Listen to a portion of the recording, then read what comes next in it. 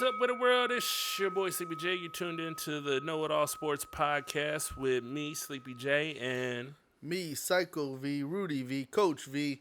Just call me Hey You if you need to. all right, guys, we are back with another episode. Hopefully, you guys checked out the last one. If you didn't, it is still up. You guys can check it out. We're getting it onto YouTube as we speak, so you have that. What do we got going on today? A lot. So let's get rolling. What's in the name? Shakespeare said a rose by any other name would still smell as sweet or something to that effect. But I bring that up for a simple notion. Prime time. Deion Neon Sanders. In his heyday, in my opinion, the best cornerback of all time in the NFL. I respect him as a football player. I respect him as a coach. I've never liked the man as a person. At least, he's done some bitch ass shit since his Hall of Fame. Well, before that. I've never had respect for him as a man. Now, people might say that's kind of harsh. I don't care. On a man level, the way he's two-faced and the way he acts, I don't respect. I can't. But Goes back to me saying how we like cocky, but there's also a level of like you've go a little bit beyond like it's a difference between being cocky and being an asshole. yeah. And when you disrespect people in the ways that he does it, it crosses that line. Look, we can be jerks, and people have called us assholes, and we don't take any offense to it. But when you do that with people you don't know versus family that knows, yeah, he's just a jerk. That's the way he acts. He's not trying to hurt anybody's feelings, whatever. That's a whole different ball game. So Deion, the football player, freaking awesome. I respect the heck out of his game. I'll talk him up versus damn near any other corner in the history of the league. Possibly the best player ever. You know, that type of respect. Right. But when we talk about Deion, the man, he's too two-faced for me, man. I mean, you hear his takes on religion and tries to be spiritual and all this and that, and then he goes around and he's the epitome of vain, the epitome of arrogant. And look, I'm arrogant, but I don't go around acting like I'm all God-fearing, this and that. Where Deion gets me is he'll put out a tweet about how much he loves and respects God, and then he's going out there chewing out the media for calling him by his name. The hypocrisy. That's what you don't like about him. Exactly. I was trying to find the right word because it's not the cockiness. Because like as we said, when you have proven time and time again your greatness, no problem with that. But whenever you're the hypocrisy of like you don't give the same respect that you're trying to force upon other people. When you're truly a Christian man and you truly follow the Bible, whatever have you, Jesus Christ preached not to be all about yourself, to be loving of other people. And look, I love what Deion's doing with the HBCUs, schools, and trying to bring attention to them and trying to bring better athletes to it. I love that aspect of it. Right. I just hate the fact that he's such a hypocrite and so disrespectful to people. Right. Just because they ain't rich, just because they ain't famous, or just because you're trying to show that your thing is bigger than theirs, whatever. I hate that about them. I can see that. I personally, I can tell you a lot of times, aside from this time that he played with the Cowboys, there was a lot of things I didn't like his shenanigans off the field.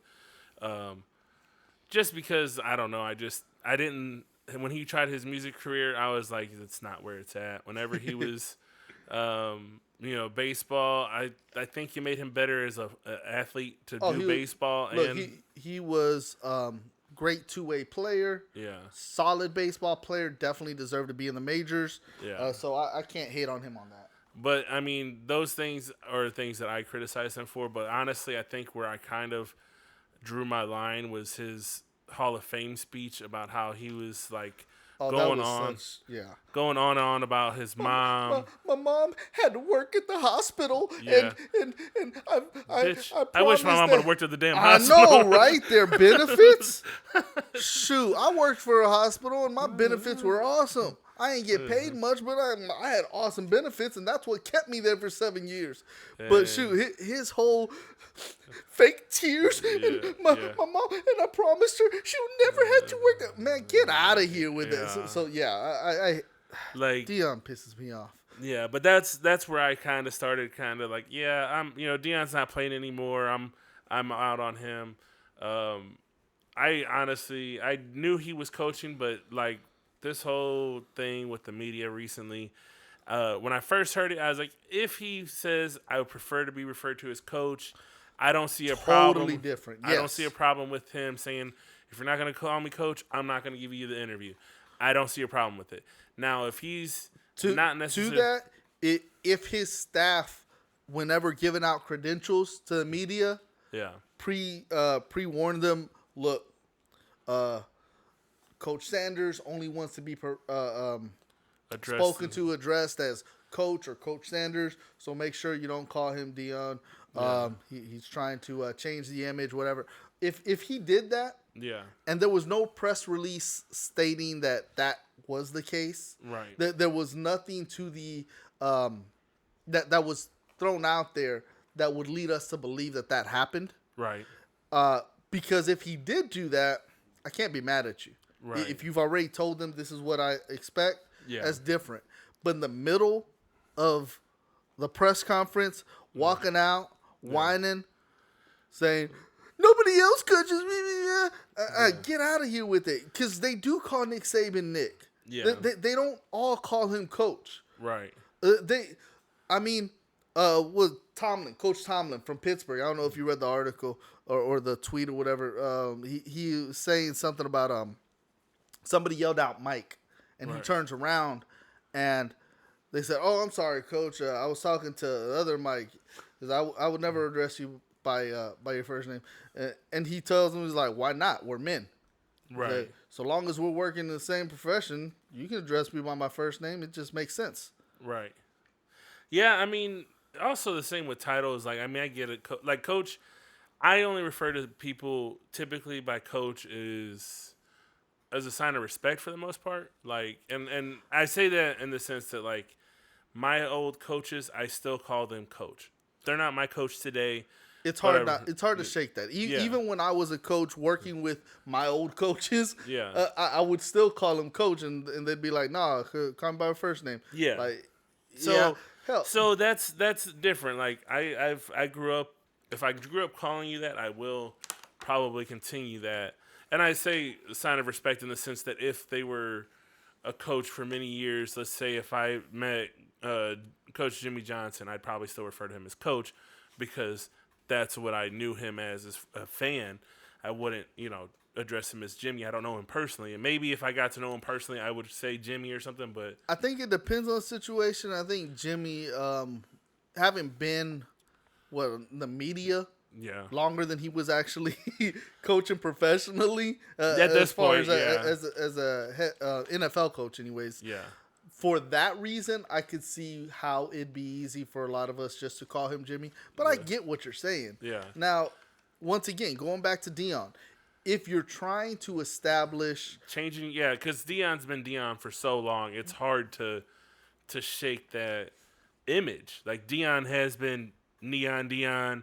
You got a fucking podcast. Like, you got an image that you've been portraying for so long, and like, it's all been tied to your name, to your Right. first name. right. And you wouldn't tie it to your last name because your last name is so common. Right. So But yeah, so that's as far as that goes. Now, continuing with that kind of topic, right now the Dallas Cowboys are playing Pittsburgh in the Hall of Fame game, and there's not much going on to it, so there's not much to talk about. It's right now there's 6 everything minutes to talk about. No, there's 6 minutes left in the third. Pittsburgh's up 9-3.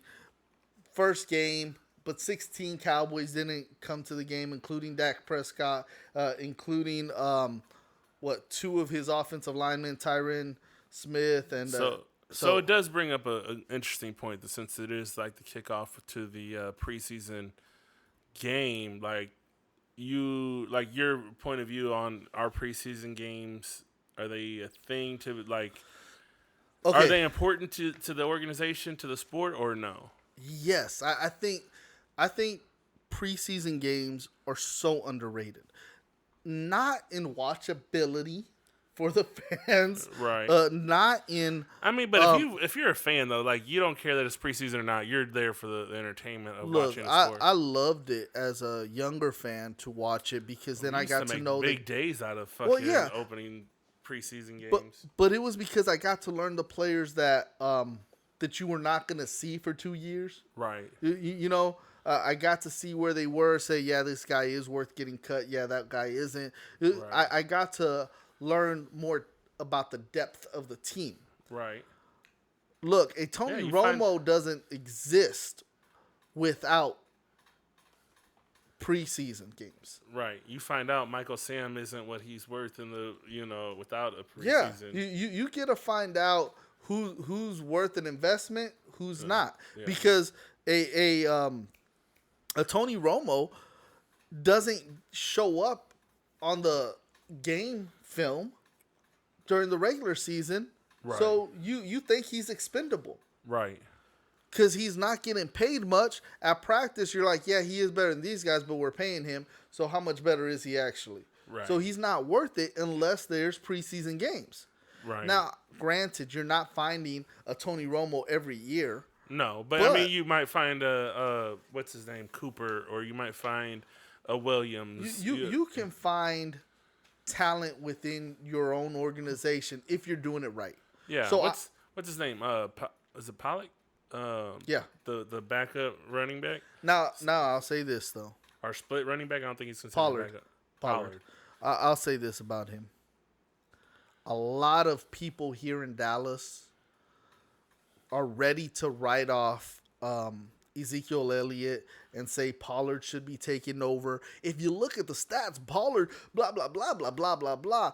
And I've told you this for years. Pollard, to me, is Troy Hambrick. Do you remember Troy Hambrick? I can't say that I do. All right. So Emmitt Smith's last seasons with Dallas, Troy Hambrick was his backup. Okay. Troy Hambrick averaged like 5.4 yards carry, and the media started falling in love with him. They were like, he needs to be playing more than Emmitt Smith. You need to give him the ball more. And when Parcells tells Emmitt, look, we're gonna go with Hambrick next year. Right. Emmitt goes to Arizona, and he does decent out there. Right. Troy Hambrick here in Dallas sucks balls. And the reason he does is because now teams are game planning to stop him, and it's a lot harder for him. Yeah, there's hold on. So afterwards, Troy Hambrick ends up getting cut by Dallas after that season, and he's Emmitt Smith's backup again in Arizona. Troy Hambrick ends up saying afterwards, "Yeah, I didn't know it was going to be that much of a difference." Yeah, and that to me is what Pollard is. That's what a lot of backups are. Yeah, that's why they're backups. They can't handle that pressure of being the number one. They're in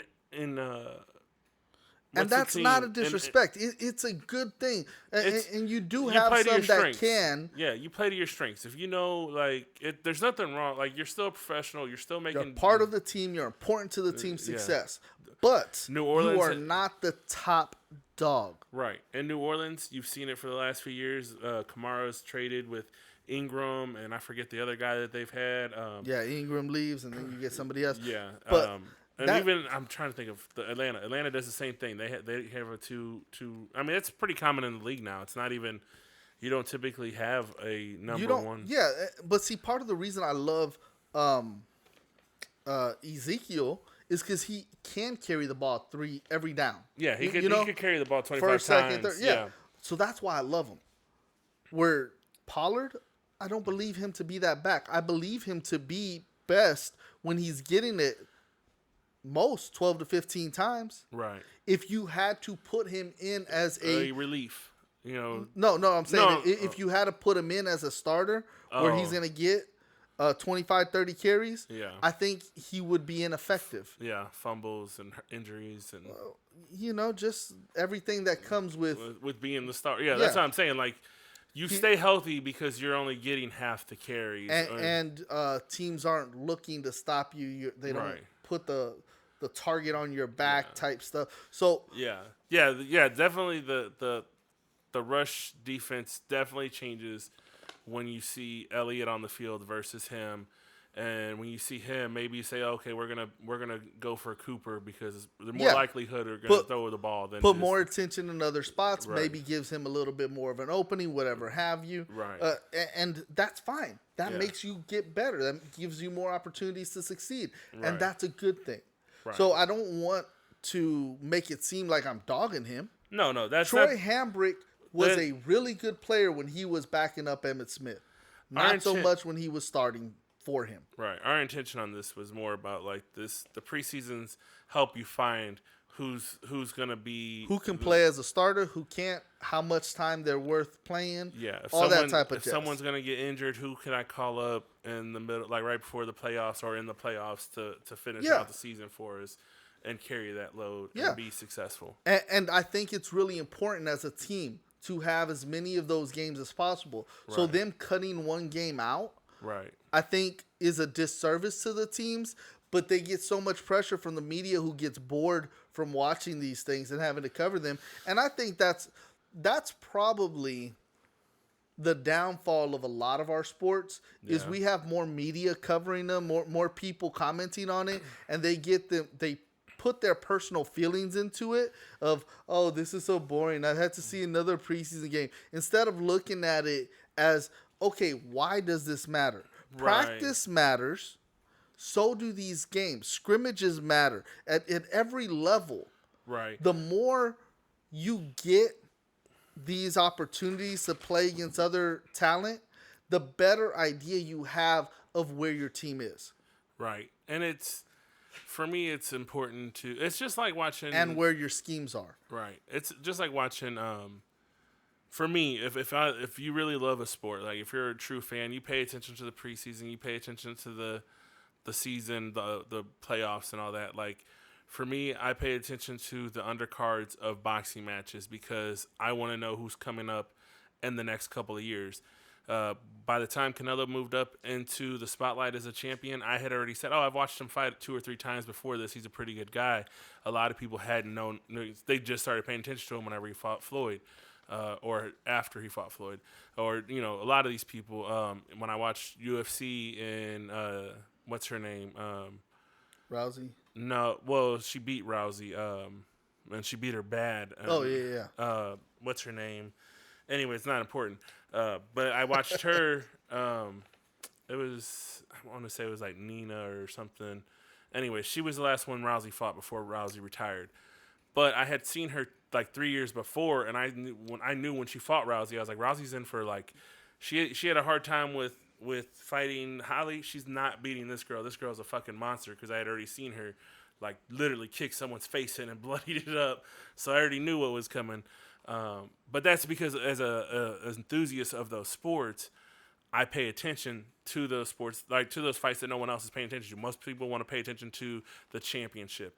They want to pay attention to the title fight. Look, I've told you before, most of these people who claim to be Dallas Cowboys fans, and I know there's a lot of you that are listening to us that claim this. Right. And hopefully I'm not talking about you in particular, but most of these people or maliciously, keep that in mind, who claim to be Cowboys fans are stupid and don't know football. They think they know football because Casual they fans, watch it. Yeah. Look, you got fans. This is what I always have to go back to. I've been to a lot of Cowboy games in person. Right. And the fans are idiotic. Right. And this is at the old stadium. This is at the current stadium. The fans are stupid. And listen to me closely. The reason they're stupid is because they don't even know when to cheer. Right. If you go to a game of, let's say, the Kansas City Chiefs, you're going to hear one of two things from the crowd. Either constant cheering all through the game, where it's super loud, or cheering when the defense is out there. Why? So the offense of the other team, the opponent, can't hear themselves. Right. What happens at Dallas Cowboys games? They're cheering the whole They're time. cheering, only when the offense is on. Really? Yes, they don't cheer when the defense is on because they're not paying attention. I would say when I've been there, You've gone to 2 or 3 games, dude. You have not gone to the amount of games that I have. I was just saying, in my defense, most of the games I went to, I was in St. Louis when they were playing the Rams, or the few that I was here, it was just like Thanksgiving games. So. Yeah. So most of the Cowboy games, our fans are idiotic because they cheer when our offense is out there, and they're quiet when defense is out there because they only care about the big offensive play. Yeah. And they're not paying attention during defense. That's why I say most of our fans are stupid. You know, as a football fan, they booed whenever Troy Aikman was our quarterback at the end of his career, and it wasn't his fault that his receivers were dropping the balls, and they didn't recognize that our offensive line was no longer as effective as it used to be. Those things make me say that we have a lot of stupid fans. And yes, I am a Cowboys fan, but I'm not like them. Well, a lot of people would also say the reason why they hate Cowboys fans is because as soon as the season's over, we're going to the Super Bowl the next year. I don't have a problem with that, though. Look, you know what? Gary Owen has an argument that, like, he's the beginning of every season is great because everyone's going to the Super Bowl that year. That's my point. I don't have a problem with that. You should always want and expect your team to go to the Super Bowl. Right. Or to the championship. Because otherwise, why be a fan? Well, you know, you got a team like Detroit. I don't care. If I were a fan of Detroit, my expectations would always be championship. Yeah. Now, the reality is they're not. Look, only one team's going to be happy at the end of the year. Facts. So, is it better to go to a Super Bowl and lose or not have gone at all? I'd rather say at least I went. Like, at least I had a shot. I'm going to tell you, over the last 15 years, it's better not to have gotten it all. Because when you lose over the last 15 years, that team usually, like, implodes. Yeah. The next year or 2 years down the line. I'd much rather be a part of the fucking game. But I'm going to tell you, if I'm a player, get me in the fight. Yeah. Get me in the fight, and then let's see what happens. Yeah. Win, lose, draw, whatever, as long as I got to the fight. Give me a chance. And as a fan of some teams, I'd rather just get there. Look, the Cowboys right now, shit, it's not, put aside the fact that it's been over 25 years since we went and won a Super Bowl. Yeah. We haven't gone to the conference championship in the same amount of time. Right. But would I feel better if we were Philadelphia, who went 4 straight years to the championship and only got to the Super Bowl once and then croaked in the Super Bowl that year? No, I would not. I would probably feel worse. But at the same time, I think it depends on the team in the particular cities. Hey, as I've said before, I'm from St. Louis, and that's what we had to hold on to as Blues fans. It was like, look, we're not going to win the Stanley Cup, but what we are going to do is we're going to be in the playoffs, and you have to get through us to get to the fucking Stanley Cup. Yeah. So when they finally won, I was like, fuck, I honestly didn't think they were going to go. I don't know what to think now. Yeah. You know how much trash I talk, how they always go, like, they're not going to make it. They never fucking make it. So. All right, so I know we got a little bit off. So Hall of Fame inductees, that's this weekend. Okay. I didn't write down the list of everybody. Jimmy Johnson, Bill Cowher, both of them coaches. Do you think both of them deserve to go in? I think Jimmy deserved to go in before the owner did. Well, of course, I agree with that.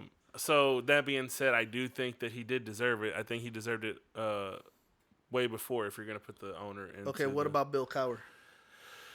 One championship. Was it one? No, he got 2 championships, I think. It was 2, right? Yeah, I think he got one with Big Ben as his quarterback also. I like Cowher. I'm not necessarily.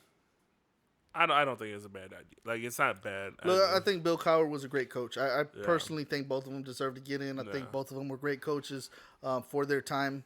So I'm not mad at either one. I'm kind of looking forward to Jimmy Johnson's speech. I want to see what jabs he takes at Jerry. Yeah, Fucking Jerry. Now- Jerry's everything right and wrong with the Cowboys. I just want to put that out there. So Cliff Harris, awesome safety for the Cowboys from the 70s, long overdue. Drew Pearson, the original 88, I think also long overdue. Both of those guys will be going in this weekend as well. I'm glad that both of these guys are finally getting in. Yeah. It sucks that they missed out on so many years just because of the daggone East Coast bias, anti-Cowboy bias. But also, like the same as we say about, like, at the end of the year, there's only going to be one champion. There's only so many people you can put into the Hall of Fame. Dude, there's so many players that are in the Hall of Fame for teams that sucked, that didn't do anything. Yeah. I mean, I'm not, guys led their team. I'm not won saying championships, were thought of as the America's team. They gave that title to the Cowboys because of these types of players. I'm not saying and so that they for don't you not deserve to it. have those guys and a larger representation in the Hall of Fame from a team that went to the Super Bowl 4 times in the 70s. Listen, I'm not arguing. Yes, you are. I'm not arguing. I'm just saying that they only induct so many people, and whether you're right, there was the bias that we had to get through. So long overdue. Yes, I'm just saying we're not gonna. I mean, as you know, well, there's just the bias against Cowboys. Cowboys, and that's my problem. It's not that every Cowboy isn't in or some really good Cowboy. I don't care. Right. I don't care about that. I'm saying there's a handful of Cowboys from that 70s team that aren't in. Yeah. That the only reason they aren't in is because people hated the Cowboys. With as many fans, not hated, they still fucking hate. Like, well, even look, as many fans that love the Cowboys, there was a lot of people in the media that hated them.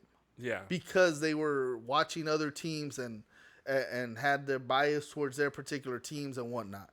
But I'm glad that those two guys are in. Now, the other 4 guys who I jotted down, Charles Woodson, Peyton Manning, Calvin Johnson, and John Lynch. What's your thoughts? Manning, I'm okay with. Well, yeah. I mean, I expected it. I mean, how could you not? But the other ones, like like Calvin Johnson, I'm really surprised by that. Like, because he quit early. Yeah, like I didn't think he was out long enough for him to be in it. To be honest. Yeah, first ballot. And then as we were talking off air, the other ones you had some good points on. So, like not having like the duo or whatever in there, like I could see that being an issue. Again, I think the curveball to me was Calvin Johnson. I took more of like I'm surprised by that than anything else. See, for me, it was John Lynch. Now, what we were talking about off air was, so John Lynch was a safety for Tampa Bay when they won their championship. John Lynch played 14 years, had 9 Pro Bowls, won 1 Super Bowl, 4 All-Pros. I mean, he was a really good safety. Yeah. Even if you say he was a Hall of Fame safety, cool. I dig that. Right. Now, here's my problem. Darren Woodson played 12 years.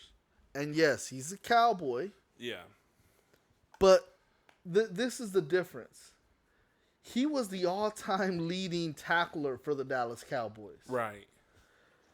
A storied franchise. The most winningest team for much of the NFL's existence in the Super Bowl era, you know? Right. For them to have had as many great defensive players as they did, and him to have been the leading tackler when he retired for the team, it was tremendous. 4-time All-Pro, just like Lynch, but he won 3 Super Bowls. Right. That was a big difference versus Lynch's 1. Yeah. Now, I know they put more weight in quarterback Super Bowl wins than any other position, but his stats, when compared to Lynch, they're very comparable. But it also goes back to what you were saying with the bias. Like they're not going to. And that's my problem, though. When you win 3 Super Bowls in the night, look, I'm not arguing for players from the '80s who didn't win championships, Right. who the team sucked for the Cowboys. I'm talking about these guys who win titles, Yeah. not giving them their due as Hall of Famers. Right. That's where my problem lies. Okay, Lynch is in the Hall of Fame. Cool. Why isn't Darren Woodson? And just because he was a Dallas Cowboy isn't good enough for me. I understand that. Okay, so let's move forward for just a couple of minutes to the Olympics. Okay. Simone Biles decided to participate in the balance beam competition. Got Yeah. 3rd place. I saw. Look, I'll be honest. I saw her thing. I didn't watch the people that came in ahead of her. Yeah. I saw the replay of what she did. I saw the one little misstep she had on the balance beam bar. Everything else was very solid, and I'm sure that little one mistake is what cost her gold. Right. But I'm happy for her that she walked away with at least a medal. When she goes out and says, "Look, I wasn't even trying on this one. I just wanted to make sure that I did something." Yeah. I love that. Yeah. I mean, I was scared for her going into it. I was like, For "Shit, her if her to- mind ain't right, I don't want her to hurt herself." for her to say that she put it aside to come out and do it, and she knew that she wasn't gonna get it. Like, there's a meme that's going on. It's from a sketch show, but they're making fun of yeah, I knew I wasn't gonna get first place, but I took 2nd place. And what are you doing? You're just interviewing me. So what do I care? Like, I know it's a joke, but I mean that's true. Like, she competed. She still took 3rd. You know what sucks? I don't know if you heard. I can't pronounce the guy's name right. Tennis player Nokovic or something like that. Djokovic criticized Biles for withdrawing from competition. Yeah. Pretty much saying, look, if you're going to be in the professional level, you have to be cold-blooded and you got to put it all on the line. You can't quit. Right. Then 2 days after he said that, because he loses a match, he quits. So he quits and fails to compete in the tournament to medal. And that's my problem. Why? Yeah, I was watching Criticize people and then you turn around and do it yourself. the hypocrisy, man. I told you before, like with the idea of co-ed sports, it's more of a male ego that's an issue, more so than the fact that they can't compete because they don't have the talent or skill. But I was watching a clip of the track, and there was this girl. She tripped on her lap. Like they were on their last lap. Everyone was on their last lap, and she trips. And I don't know what team she was for, but I know her name was Hassan. But she tripped and fell because like she was in 2nd to last place, or whatever. The person in front of her fell, and she tripped over, got back up, and ran her ass off, and fucking still won. Oh yeah, in the race, yeah. And I was like, yo, if that's not some motivation for your ass, like if you're fucking looking at that, like, yo, she was already 2nd to last place as she fell. Then she was obviously in last place because she fell, got back up and fucking won.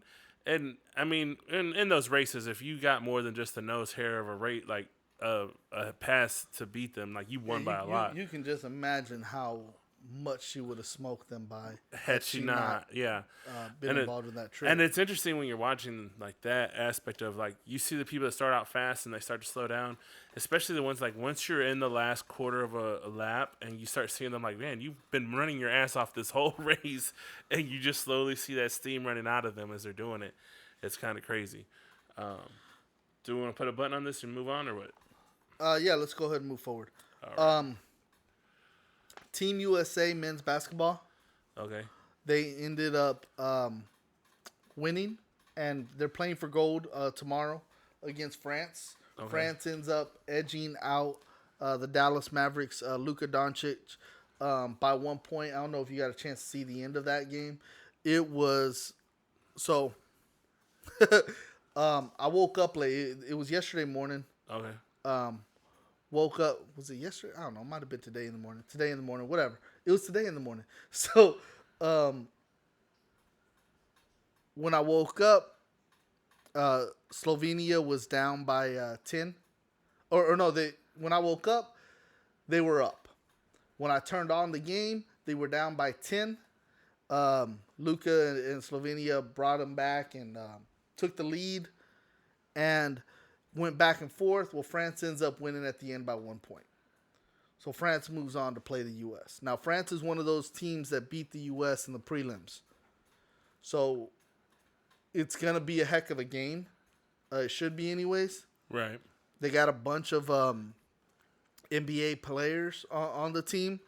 But Slovenia, for never having been in the Olympics before, as far as their men's basketball team, Yeah. and for their country only having 2 million people, this is huge for them. They're Right. still going to play for bronze, I think, against Australia.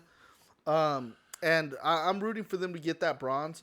But I think the France and the Team USA will be a good game. I am just surprised that USA even made it that far because they didn't start off on a good foot. Yeah. Losing 3 out of the first 4 games and Right. looking sloppy in the process. But yeah, so I guess we'll see what happens, and we'll talk about that next week. All right, now high school football, college football, high school football. No, there's been a big change. Okay. The college players are getting able to get paid now.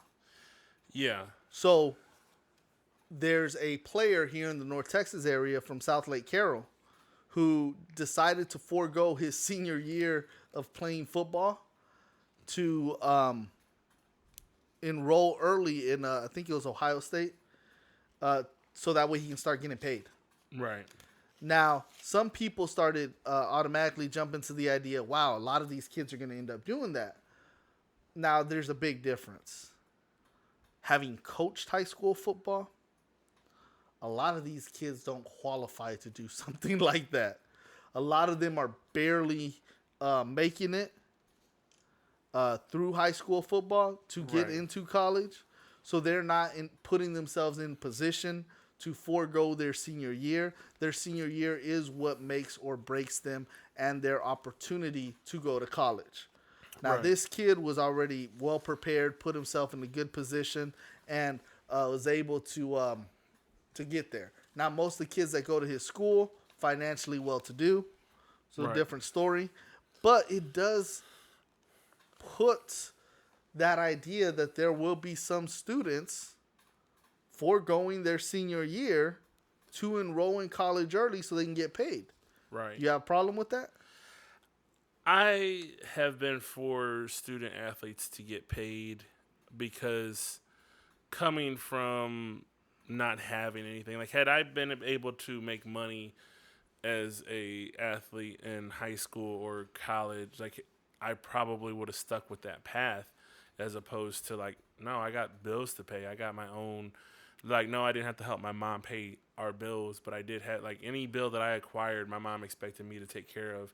And I couldn't justify like, well, I'm gonna continue to play football. Yeah, you're talking Then- about cell phone bills, car note, car or no- notes, yeah. insurance, stuff like that. Of course, yeah. So because of that, like, I was always for like the idea of these athletes, and then, I mean, because I mean, I wasn't in the worst position coming up as some of these other people. Some of these other people, like they are expected to make it to these pro level situations, and some of them do, and a lot of them don't.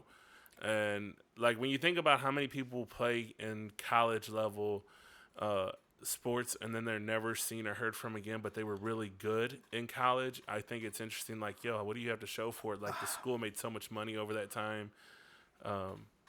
So for me, I was always for it. I'm not against it. I am curious to see if there's a changing of the guards with people switching to different teams. You know, maybe you go to a smaller school where you have a better shot and you can still make a name for yourself. Maybe the names that have historically been bigger. I think these bigger schools are going to profit even more. I think that they're going to Hopefully not. Hopefully I'm wrong, but I think that they're going to The, benefit the alum are more going to step up because more. because the people are going to say, okay, well, let's go there, and You know, it's going to give me a bigger platform. I didn't want to really get into it on this episode. I was hoping we'd do it on another one, but it is interesting in the idea that people alum are do well off and they go back to their old school, knowing that the school does well. They don't really need their money, but they still give them more money for their programs. When It's influence, power. yeah, it's just interesting that you would think that you would try and help. Like you're not helping. You're helping teams that don't necessarily need help, and that's kind of interesting. People like being in control, and if they Yeah. can feel like they have power over this school, Yeah. they feel like they're somebody. It's an ego trip. Yeah, I mean it's a status thing. Like, oh, I donated the whole new library to the school Yeah. or whatever. So All right, so we got to finish with FS or BS, for show or BS. You know what BS stands for. So the Cowboys' offense will be a top 5 offense in the NFL. I'm gonna go BS on that. I'm just skeptical. Like I feel like there's still some chinks in the line. Personally, I'm still like I'm not all in on their line yet. Like I feel like some of the people are getting old, and I think they didn't spend enough time in the offseason trying to fix or not draft enough people for the offense, in my opinion. And see, I think you're wrong. I think for sure that they're going to be top Well, 5. I hate to tell you this, but you're fucking wrong. And if you want to fight my dog over it, and I'm going can. to tell you why. I think last year's offensive line struggles allowed for them to make up. depth in their offensive line. I've heard that argument. I don't necessarily agree So with it. many lines, linemen, that what holds them back is lack of playing time. Yeah. Once they get to play it and really get out there against these pros, then you can find out after 2-3 years where they're really at. Very few of them come in like Zach Martin and just dominate. Yeah. So I think the fact that you had so many injuries on the offensive line last year allowed these guys who were supposed to be your backups last year yeah. to develop to be good enough. So even if our starters go down this year, we're not going to be half bad because by the end of the year, the offensive line was not horrible like it was at the beginning of the year. So This is true. I mean, I really think they're going to be a top 3 offense. yeah. Kansas City, question mark, and Dallas. I don't know who's going to be up there. I think we'll get a dark horse, but I think they'll be a top 3. Well, with my prediction or with my assessment, I just want to say again, I am a Cowboys fan. I'm just trying to be objective. Like as I said earlier, as am I. I didn't say anything about their defense, did I? I'm saying their offense. Their offense is stacked. Yeah. As far as skilled position players, on paper, yeah. No, I mean skill position players. They're stacked. Well, they got the best trio wide receivers in the league. They as got we said about good the running Browns backs. before, like on paper, I ain't talking about the Browns. The Browns had an awful quarterback. Yeah. Is a big difference. All right.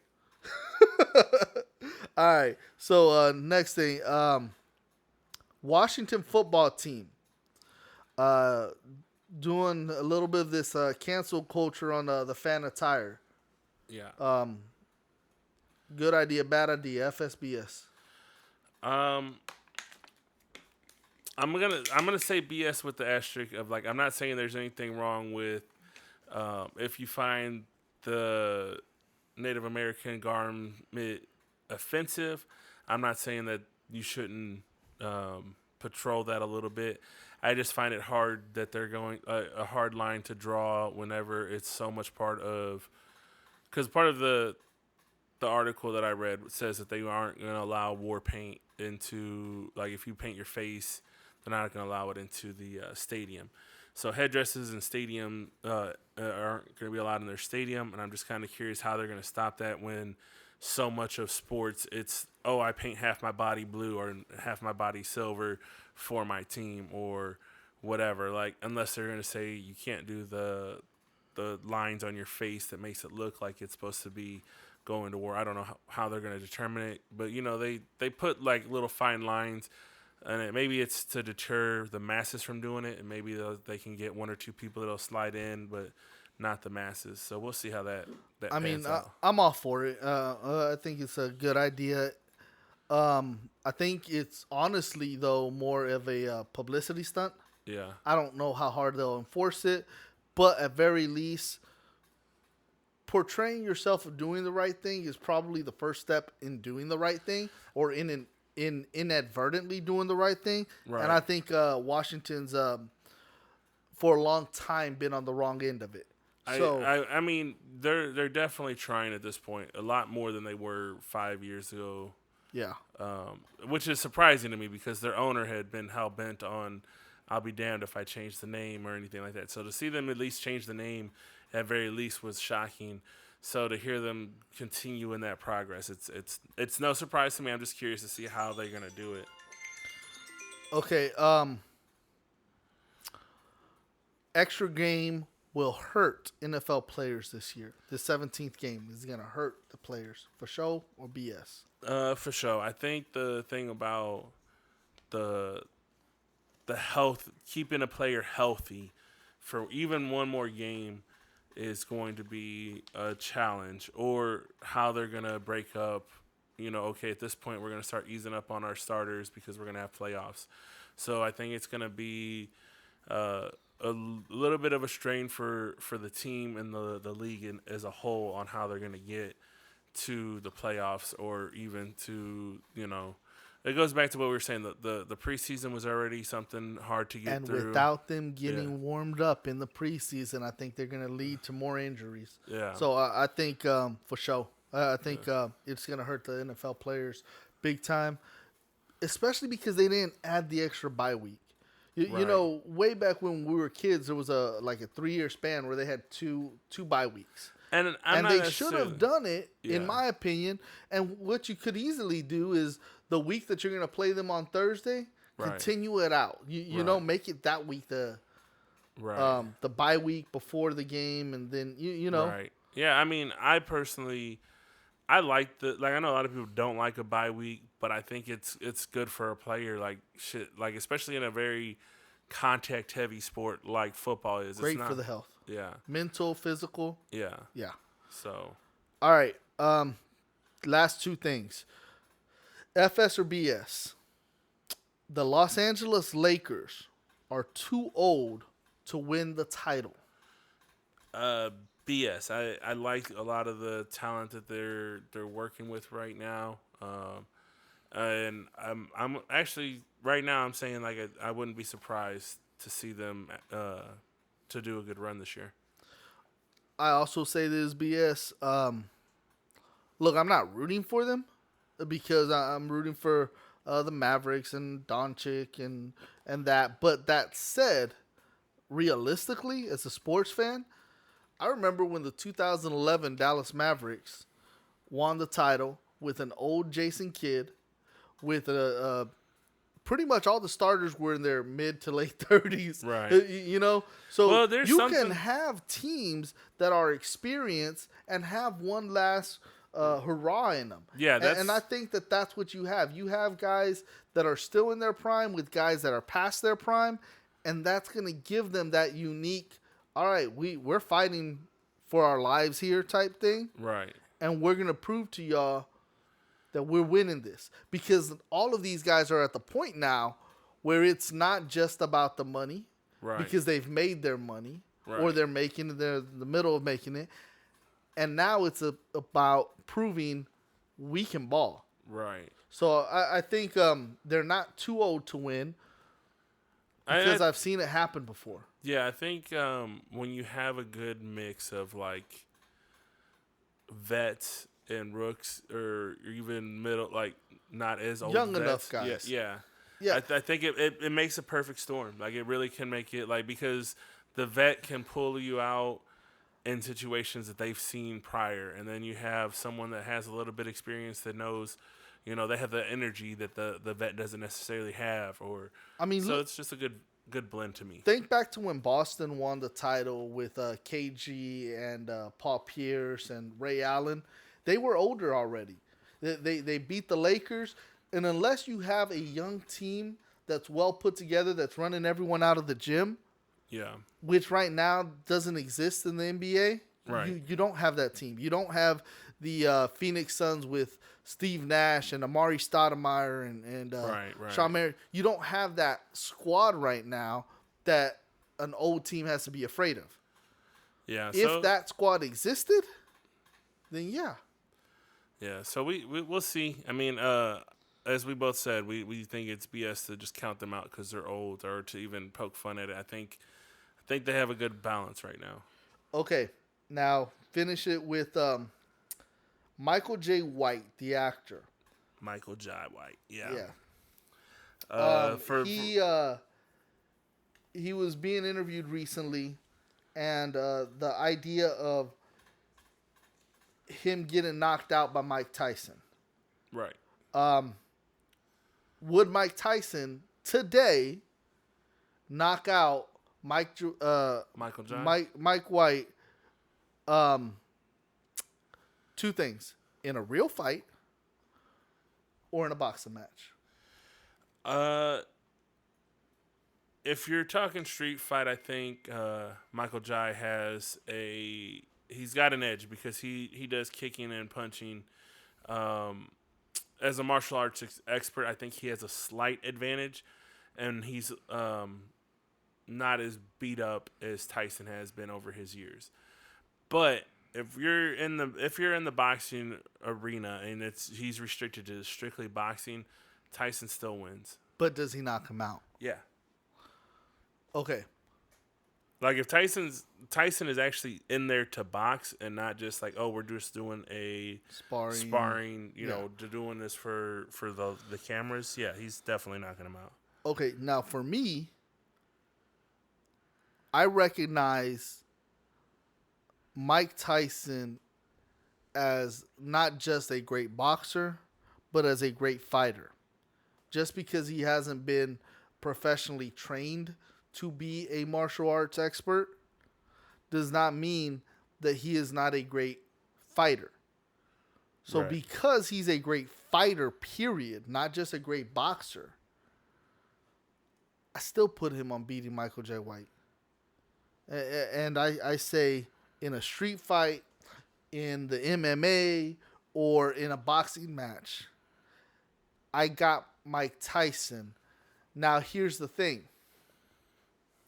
I do also agree with you that Mike Tyson's body is a lot more beat up. Yeah. But it's that old adage of there's one last great fight left in a dog. Yeah, I mean, my thing for Michael J is he trains a lot, so I would give him the edge on like he's not his muscle memory. I think is still going to be the slight edge, and again, this is going off of he claims that he's training with MMA fighters. Both these guys are 50. Like I think Tyson's 53. I think. Michael's knocking Michael's on the door. 53 and Tyson's 55, something like that. There's a 2-year difference. Yeah. But it's not like these guys are young. No. Like you said, Michael J. White is in better shape and has less wars. Right. That have taken a toll on him. I just believe. I mean, that bare knuckle killer that Mike Tyson is. That bare knuckle Tyson hit. I mean, very few people are gonna handle that. Me just having faith in a martial artist being good at their craft, and I think as I don't know about you, but I've had that argument on who would win, Michael J versus Wesley Snipes, both of them being martial artists and things like that, and it's always been a thing, at least where I'm from. Who would win, Spawn versus Blade?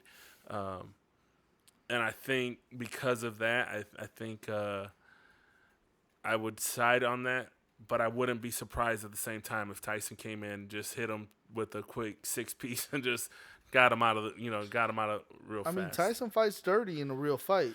And that's the other thing I started thinking about. And that's why I believe that he would win. Yeah. I think I think Jai is too cocky. That's true too. I don't think that he recognizes the game. It depends on. I think it would depend on how the fight happens, and I say that in the sense: do they bump into each other and the fight ensues, or Yes. do they go into if that's the case, Tyson wins both rounds. Like there's no way, like, but if it was like okay, they've agreed that they're gonna get into this fight on the street at this time, Jai's or again he doesn't have the wear and tear on his body. Yes, he's a martial artist and he trains, but he's not been in the same But fights. is he gonna bite? Is he gonna That's claw? that's what I'm saying. Like, But that's my thing. In a real fight, Yeah. you're gonna bite and claw and break anything that you need to. this is true, but the conditioning of if he can outrun him and wear him out, If I rip out your eye sockets, yes. then If you can get It's- that close, are you running away from me or are we engaging? that's what I'm saying. Because if we're meeting, engaging, if we're meeting on the street to fight, and I know I got to stay away from you till you get tired to beat you, we're gonna walk away if you do that.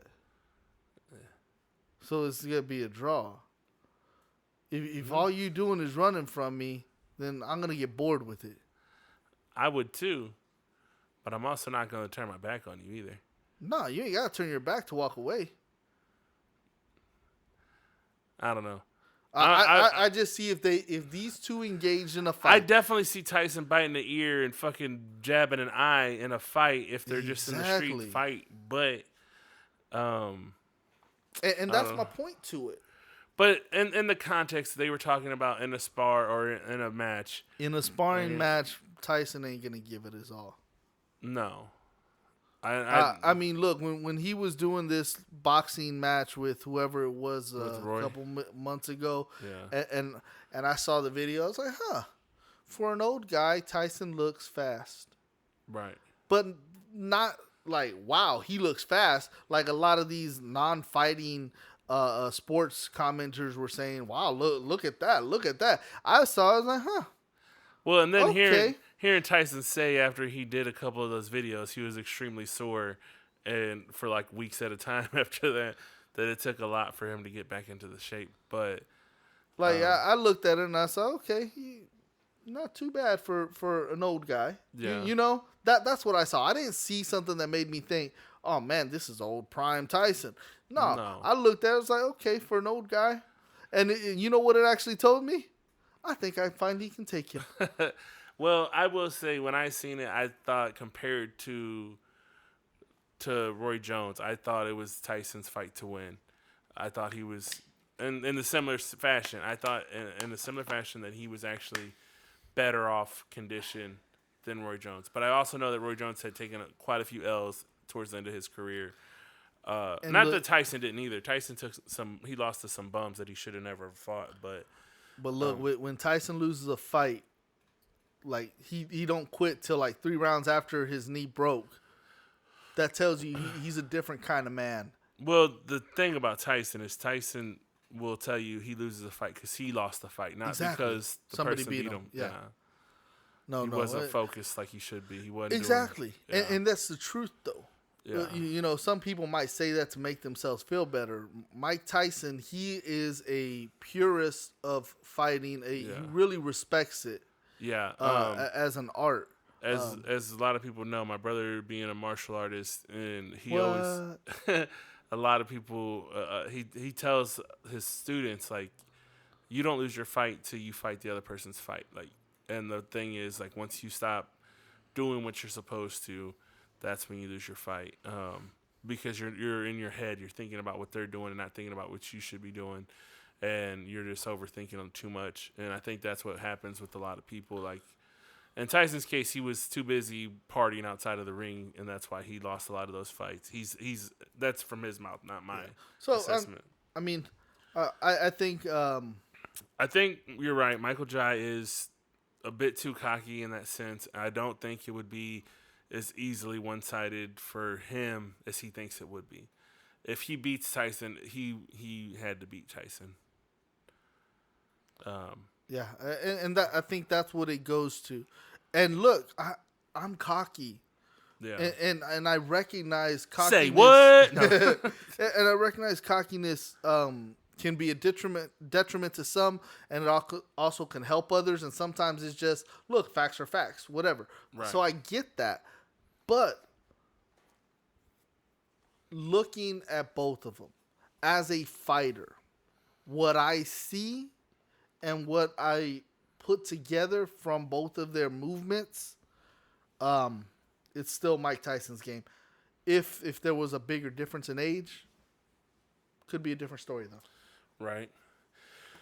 Well, all right, guys. That concludes this week's episode. So if you want to reach out to either one of us, you can find me on Twitter or Instagram at SleepyJ. That's at SLEEP_E_J.